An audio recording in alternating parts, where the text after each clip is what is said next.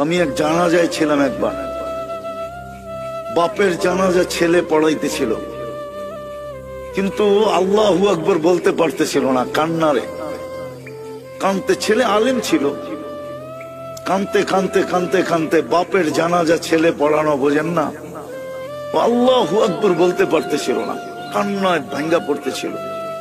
একবার বড় কষ্ট করে জোরে আল্লাহু আকবার বলে উঠছে। জানাজা শেষ, আমার মন বলতেছিল যেন বাবা মাফ হয়ে গেছে। আমি সাথীদেরকে বলতেছিলাম যে আমি জানি না, আমার মন বলে এই বাবাকে আল্লাহ শাস্তি দিবে না। ছেলে আলেম, কলিজার টুকরা নিয়ে গেছে, ঠিক না? বাপ কি কলিজার টুকরা না? মাথার তাজ না? চোখের মণি না?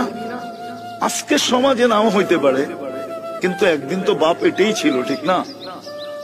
নিয়ে গেছে যিনি, তার বিরুদ্ধে যাওয়া উচিত ছিল, কিন্তু ছেলে কান্না ধরা কানছেন বটে, কিন্তু কান্না ধরা শেষমেশ কি বলছে? আল্লাহু আকবার, মালিক তুই বড়।